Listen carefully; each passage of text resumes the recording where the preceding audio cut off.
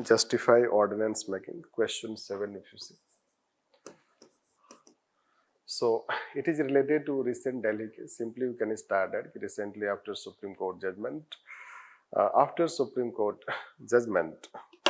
So recently after Supreme Court judgment, Union government brought an ordinance that has resulted into controversy.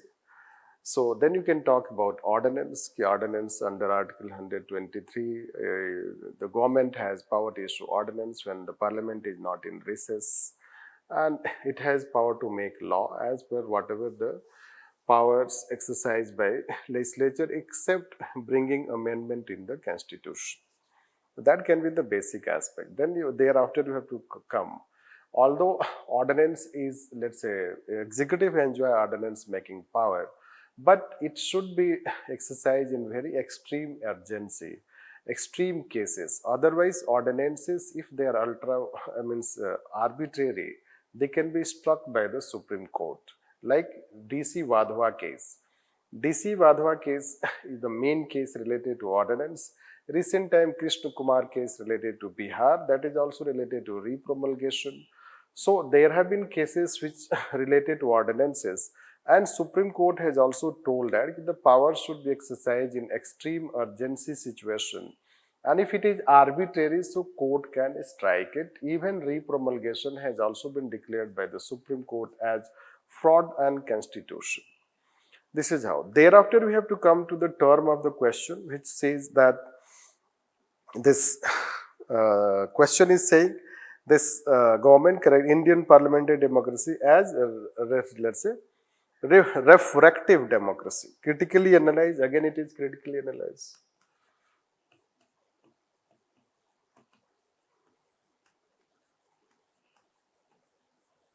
So when we say refractive democracy, so basically refractive democracy is it is about. Recently, this term came after Delhi, means Supreme Court gave judgment related to Delhi government powers. It has powers except land, public order, police. It has, let's say, power over other subject matter like any other state. But let's say that again ordinance was brought, and then it was given central government took control over public services, etc. In this context, this refractive democracy term was given. Refractive democracy is a democracy in which even if, let's say, legislature or executive, so executive has power to issue ordinance, but that ordinance may not have the mandate of the people. Now we have to write that government is elected by people, and then government gets the mandate to govern on behalf of people.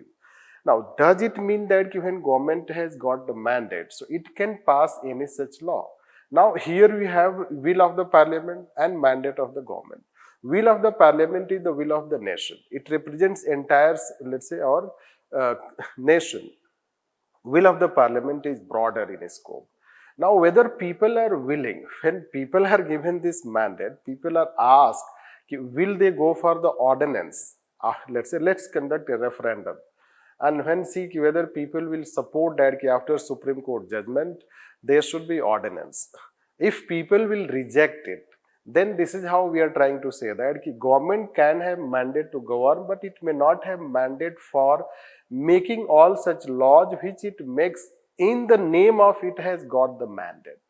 Hence, all those cases where it may lack support of the people, people may not support. But since it is in power and it has been elected, it goes for issuing ordinance. Hence, that makes our democracy refractive democracy. It makes our democracy refractive democracy, which is not considered as an appropriate development. Rather, it is considered as threat to constitution and constitutional governance. And that is how there are several such occasions where ordinances have been issued, and those ordinances have been struck by the Supreme Court. One related to Bihar, DC Wadhwa case, you know that, how over 257 ordinances were struck by the Supreme Court. Hence, this kind of, let's say, practice should be avoided in parliamentary democracy. Because parliamentary democracy, when we say, so parliamentary democracy is about supremacy of parliament. That's why we say it as a parliamentary democracy. And in that, when executive has only, let's say, means ordinance making power for an extreme situation, but then it starts issuing ordinance even on ordinary occasions, on ordinary matters also. So in that case, let's say it goes against the spirit of parliamentary democracy. And that's why, let's say, ordinances should be at best avoided, so that there is no governance by ordinance. Rather, there is governance by parliament. And that should be the approach.